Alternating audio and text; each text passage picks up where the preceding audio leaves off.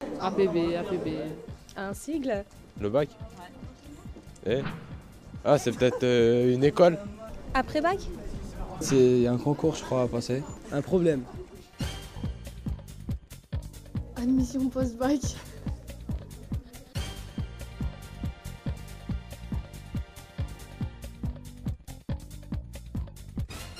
Si vous êtes en terminale ou bachelier, Admission Post-Bac, c'est le site internet qui simplifie vos démarches d'inscription dans l'enseignement supérieur et qui vous permet de formuler vos vœux de poursuite d'études. Il vous aide à les sélectionner le mieux possible pour avoir le plus de chances d'obtenir ce que vous désirez, avec des informations par exemple sur les cursus qui vous intéressent ou sur des établissements. Le premier objectif d'Admission Post-Bac est d'harmoniser et de simplifier la procédure en la regroupant sur un même site. Le deuxième objectif est de permettre à l'élève d'obtenir son vœu de rang le plus élevé. Le troisième objectif est de le suivre, de l'aider et de l'accompagner tout le long de la procédure. L'application est simple et pratique. L'élève se connecte au site et à partir de celui-ci, il peut tout faire.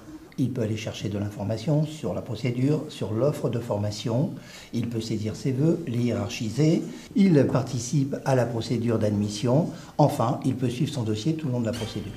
Lors de la première période d'admission post-bac, du 20 janvier au 20 mars, les élèves saisissent et hiérarchisent leurs vœux. Lors de la deuxième période, les établissements d'enseignement supérieur qui ont été demandés par les élèves leur font des réponses. L'application va satisfaire le vœu le plus favorable pour l'élève. Mais attention, l'application ne fait qu'une seule proposition à l'élève, mais la plus favorable pour lui. Par exemple, si l'élève a obtenu son vœu de rang numéro 2, tous les autres vœux de rang inférieur lui seront supprimés. Ils seront mis à la disposition des autres candidats. Pour sa part, l'élève dispose de plusieurs possibilités de réponse à cette proposition d'admission. Par exemple, il a obtenu son vœu de rang numéro 2. S'il répond oui mais, cela veut dire qu'il sécurise ce vœu, mais au prochain tour, s'il obtient le vœu numéro 1, il préférera prendre le vœu numéro 1. Nous voyons que la hiérarchisation des vœux est importante, donc le candidat ne doit pas hésiter à demander aide et conseils à ses professeurs, à son professeur principal et au conseiller d'orientation psychologue. En outre, durant la phase de saisie et de hiérarchisation des vœux, il peut solliciter le conseil et l'aide des universités pour le choix du ELA. Autre conseil, ne pas oublier de se rendre dans les salons, les journées portes ouvertes. Consultez les brochures de l'ONICEP et en particulier l'après-bac, le site de l'ONICEP, mais également les outils et les guides mis à leur disposition dans les académies.